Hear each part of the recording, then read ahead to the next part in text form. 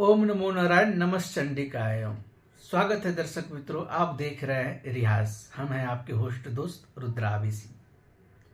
जैसा कि पिछला वीडियो में हमने अनाउंस किया था कि हम चक्र सीरीज के ऊपर हम वीडियो लेकर के आएंगे, तो हम आरंभ करते हैं। आगे वीडियो बनाने से पहले हम आपसे इस तथ्य पर चर्चा करना चाहेंगे कि आज के डेट में चक्र को लेकर के बहुत सारी भ्रांतियां अलग अलग जगहों पर फैली हुई है। चक्र को लेकर के मिथ, मिसकंसेप्शंस, गलत जानकारियां, चक्र एक्टिवेशन, चक्र हीलिंग, चक्र क्लींजिंग, चक्र रीएक्टिवेशन एंड चक्र भेदन, इन सब का क्या विज्ञान है, ये तमाम चीजों के ऊपर हम डिटेल में वीडियो बनाएंगे वन बाय वन करके। सबसे पहले शुरू करते हैं कि यह जर्नी, यह यात्रा आरंभ कहां से होती है। शास्त्रों में सप्त चक्र को 7 लोक या महालोक, महामार्ग कहा गया है। इसके बारे में व्याख्यान है भू भुव स्व मह तप अज या जन सत्यम। ये 7 लोग, जिसे राजमार्ग या महामार्ग कहा गया है, जिससे कहा जाता है कि यही वो रास्ता है जिस रास्ते से आप पृथ्वी से स्वर्गलोक तक की यात्रा कर सकते हैं। इट मीन्स कि आप आत्म साक्षात्कार कर सकते हैं। कथाओं में हमने सुना है कि देवलोक स्वर्गलोक कहीं होता है, लेकिन हमने देखा तो नहीं है। लेकिन वो जो स्वर्ग लोगों की जो अनुभूतियां हैं वो हमारे सप्त चक्र भेदन से होगी, जब हम अपने सप्त चक्र को भेदन कर लेंगे। आगे बढ़ने से पहले मेरे पास एक सवाल आया कि एक शक्ति होती है कुंडलिनी शक्ति, है ना। कुंडलिनी शक्ति का जो आज के डेट में जो मिसकंसेप्शन है कि कई जगहों पर कहा जाता है कि कोई फलना मास्टर है, कोई ट्रेनर है जो कुंडलिनी जागृत कर देते हैं। तो इस पर हम एक बात ही कहना चाहेंगे कि कुंडलिनी जागरण आपका कोई दूसरा व्यक्ति कर दे, यह संभव नहीं है, यह असंभव है। कुंडलिनी जागरण आपको स्वयं करनी पड़ती है, और अब कुंडलिनी जागरण के अधिकारी तब बनते हैं जब आपको आपके 7 चक्रों पर कमांड हासिल हो जाए, 7 चक्रों की ऊर्जा का आप भेदन कर सके, 7 चक्र से जुड़ी हुई जो उसके गुण है, अवगुण है, जब आप उससे मुक्त हो जाते हैं, उससे जब मुक्त होते हैं तब आपका सप्त चक्र भेदन अर्थात आपका मूलाधार से लेकर के सहस्त्रार तक की ऊर्जा यात्रा आरंभ होती है। और उस ऊर्जा यात्रा के पश्चात आपकी कुंडलिनी शक्ति के एक्टिवेशन का प्रथम चरण आरंभ होता है। और ये बिना योग साधना का संभव नहीं है। हां, केवल योग साधना भी सप्त चक्र भेदन नहीं करा सकता। इसके लिए कई सारी चीजों की संपुटित की आवश्यकता है। मंत्र साधना भी आवश्यक है, तंत्र साधना भी आवश्यक है, योग साधना भी आवश्यक है। कई चीजों को मिलाकर के किया जाता है जो गुरु सानिध्य में ही संभव है। अगर कोई व्यक्ति बोलता है कि भाई गुरु दीक्षा देते हैं, वो आपको टच करके आपकी कुंडलिनी को एक्टिवेट कर देते, नहीं, बस वो आपकी ऊर्जा को ऊर्ध्वगामी बनाने में आपकी सहायता कर रहे हैं। कुंडलिनी जागरण का जो प्रक्रिया है, सप्त चक्र जागरण की जो प्रक्रिया है, सप्त चक्र भेदन की जो प्रक्रिया है, वो आपको स्वयं करनी होती है। अब समझिए, देखिए, चक्र एक होता है चक्र ओपन और एक होगा शट डाउन, है ना, बंद। यानी कि अगर चक्र पूरी तरीके से बंद हो जाए तो हम मानवों का एग्जिस्टेंस नहीं रहेगा। जिसके चक्र बंद हो गए वो खत्म। अगर हम जीवित हैं, श्वास हम ले रहे हैं, श्वास छोड़ रहे हैं, तो हमारा चक्र जो है वो ओपन है। पहला स्टेज तो ये। दूसरा स्टेज होता क्या है? दूसरा स्टेज होता है बैलेंसिंग का। बैलेंस यानी कि संतुलन स्थिति में जो चक्र होते हैं, उस समय चक्र काम तो कर रहे होते हैं, लेकिन उन चक्र से जुड़ी हुई तमाम चीजें हम हासिल नहीं कर पाते। फॉर एग्जाम्पल, अगर मूलाधार चक्र का जो आसक्ति है वो भय है, अगर आप भयभीत रहते हैं, अगर आपको हर चीज का भय अगर आपको सता रहा है, आप हर बात पे डर जा रहे हैं, तो कहीं ना कहीं आप मूलाधार चक्र से ऊपर आप नहीं उठ पाएंगे।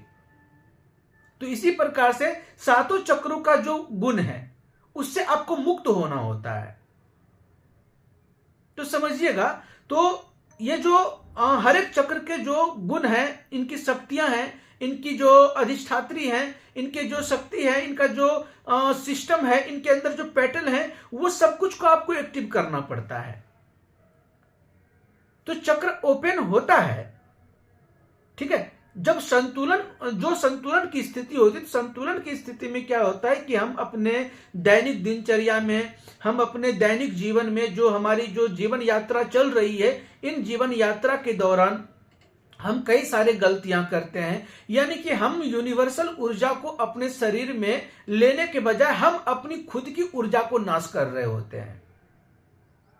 इसका आप एकमात्र, ये किस ऊर्जा की हम बात कर रहे हैं, तो ये सेल वोल्टेज ऊर्जा की बात कर रहे हैं। वो मूल ऊर्जा जो आपकी ऊर्जा है, जो आपकी जीवनी शक्ति है, जो आपके पूरे शरीर को चला रहा है। इसको आप अंग्रेजी टर्म में आप सेल वोल्टेज भी लेकर के चल सकते हैं। ये जो संजीवनी शक्ति है,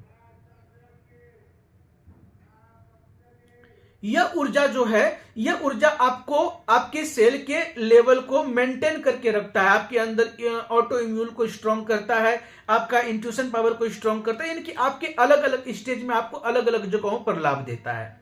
तो जो संतुलन की प्रक्रिया, जो संतुलन की स्थिति में अगर हम कुछ गलत खाते पीते हैं, गलत करते हैं, गलत सोचते हैं, निगेटिव थिंकिंग करते हैं, तो वो जो चक्र जो प्रॉपर वर्क कर रहा होता है ना, वो थोड़ा सा क्या होना, उसकी जो स्थिति है वो डिक्रीज होनी शुरू हो जाती है। यानी कि वो लगभग उसकी ऊर्जा की जो स्थिति है, वह जो आपके लिए काम कर रहा है, वो ऊर्जा जो काम करी वो आपके लिए कम करने लगेगी। यानी कि जो उसका ऊर्जा का जो बहाव है वो कम हो जाएगा। इसीलिए हम कहते हैं चक्र हीलिंग। चक्र हीलिंग से क्या होता है, तो जब आप चक्र हीलिंग करते हैं तो चक्र हीलिंग से उस चक्र की ऊर्जा को बस आप बैलेंस कर रहे हैं, उसे संतुलित कर रहे हैं, एक्टिवेशन नहीं, ध्यान रखिएगा।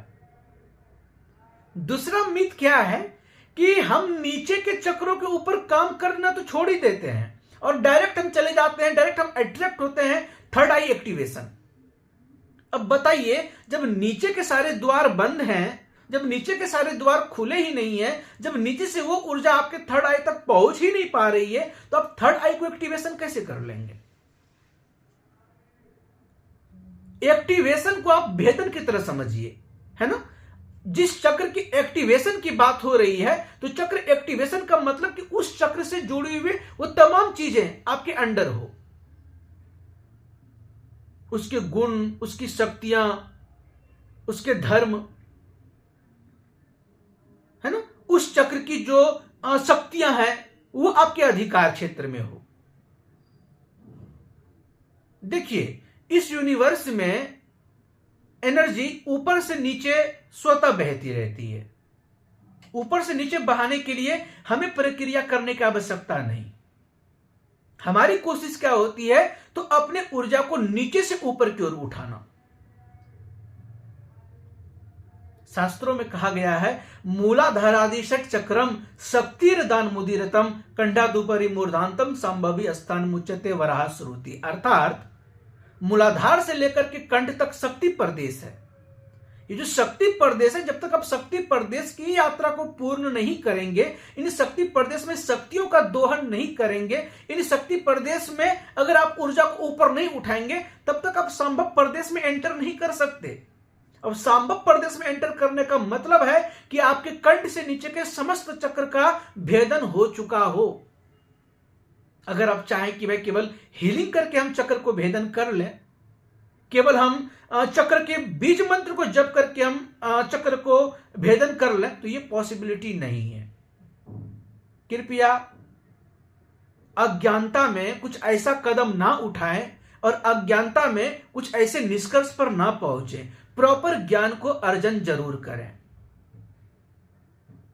हम आपके समक्ष 7 लोग, जिस 7 लोगों की बात हमने शुरुआत में की, उन 7 लोगों के बारे में, एक एक लोग के बारे में हम आपके साथ डिस्कशन करेंगे। लॉन्ग वीडियोस भी बनाएंगे और शॉर्ट्स वीडियो भी बना करके एक एक लोग का हम डालेंगे आपके समक्ष, ताकि आप उस लोग के बारे में, उस जगह के बारे में, उस ऊर्जा स्रोत के बारे में आप पूर्ण रूप से जान सके।